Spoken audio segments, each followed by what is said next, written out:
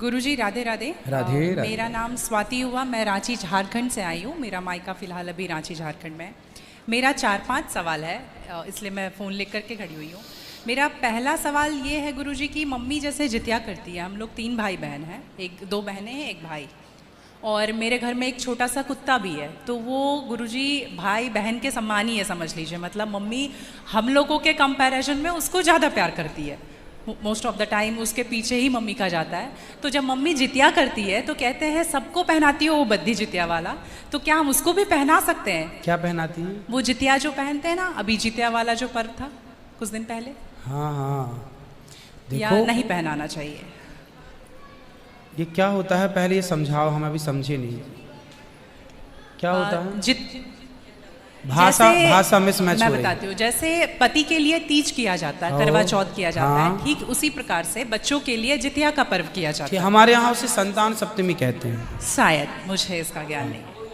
हाँ हाँ, हमारे यहाँ उसको संतान सप्तमी बोलते हैं। ठीक जी, ठीक है, ठीक है। देखो, बच्चों के साथ बच्चों का व्यवहार करो, जीव मात्र से प्रेम करना बुरा नहीं है। सबसे प्रेम करो, सबको रोटी दो, सबको प्यार करो, सबको दुलार करो। प्यार दुलार करने में कोई बुराई नहीं, पर हर चीज की मर्यादाएं हैं। आप जितना प्यार अपने पति से करती हैं, आप उतना प्यार, उस तरह का प्यार पर पुरुष से करेंगे तो ये मर्यादा के खिलाफ है। मतलब प्यार अब कहेंगे नहीं जी, जैसा हम अपने पति से करते हैं वैसे तुमसे भी करेंगे, वो अमर्यादित हो जाएगा। उसी तरह हम गाय से जो व्यवहार कर सकते हैं वो कुत्ते से नहीं कर सकते। तो हर चीज की एक मर्यादा है। कुत्ते को देहली के बाहर रखा जाता है, घर के अंदर नहीं। बट वो तो हमेशा घर में ही रहता है। वो आपकी अज्ञानतावश है। कुत्ता जहां जहां अपने पांव रख देता है, कुत्ता जहां जहां होता है, वो अशुद्ध हो जाती है जगह। कुत्ता के स्पर्श से अशुद्धि आती है। तो इसलिए कुत्ता को रोटी खिलाने का विधान तो है। कुत्ते को आवश्यकता है तो आप उसकी दवाई भी कराइए, है ना। अनायास उसे छूने का विधान नहीं है। तो फिर गुरुजी उसको घर से बाहर कर दें? बाहर क्या, कुत्ते घर के अंदर रहे कब? आज के जमाने में फैशन का जमाना है तो लग्जरी गाड़ियों में घूम रहे कुत्ते। गाय है आपके घर में? नहीं गुरुजी, उसके लिए इसलिए नहीं पॉसिबल है क्योंकि आप फ्लैट में नहीं रख सकते हैं। आप खुद अगर रेंट पे रहते हैं तो समस्या तो यही है कि आज हम कुत्ते को रखने को पॉसिबल मानते हैं, पर गाय को रखना इम्पॉसिबल मानते हैं। गुरुजी, दिक्कत तो कुत्ते से भी है बहुत लोगों को।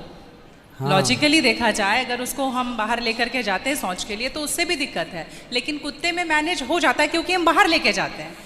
एक्चुअली कुत्ते में आप लोग मैनेज करना सीख गए हैं। काश गाय के साथ भी मैनेज करना सीख गए होते तो गाय भी मैनेज हो जाती है अभ्यास से। अब कुत्ते के संग रहते रहते अभ्यास हो गया।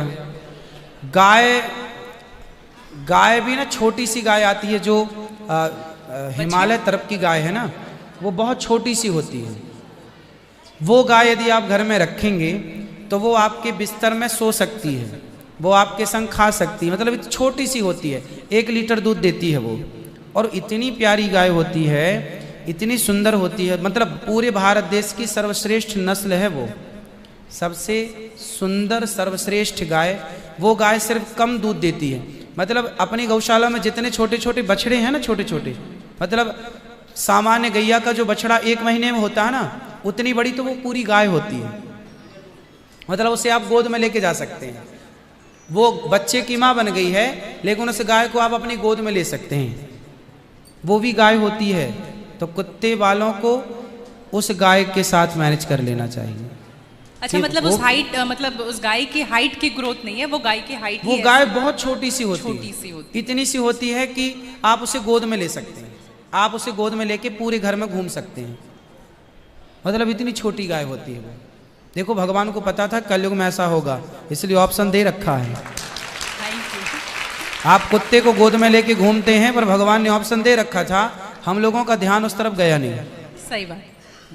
गुरुजी, मेरा दूसरा सवाल ये है कि ये सवाल बेसिकली मेरी बहन के घर वालों का है।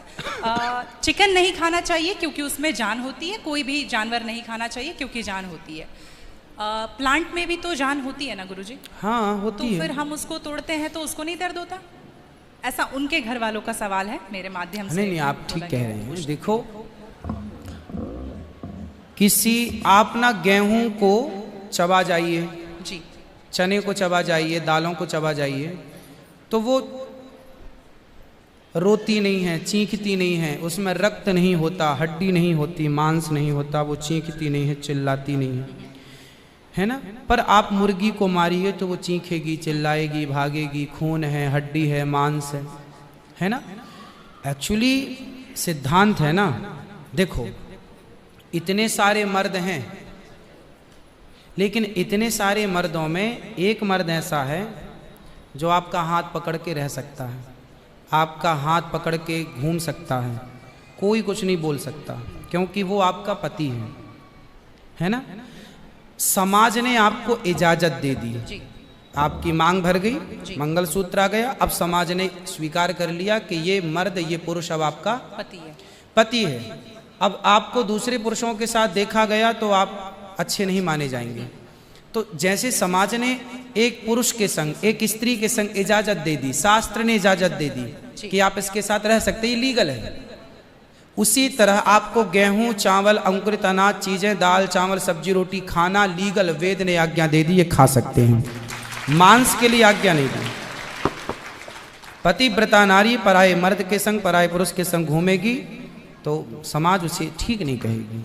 उसी तरह हमें शास्त्र आज्ञा करते हैं कि हमारे ठाकुर जी, हमारे राम फल खाते हैं, हमारे राम फल खाते हैं, दाल, चावल, साग, सब्जी, बादाम, काजू ये खाते हैं। तो हमारे राम, हमारे कृष्ण खाए, मतलब वेद ने आज्ञा दे दी कि आप ये खा सकते हैं, ये खाने का पदार्थ है।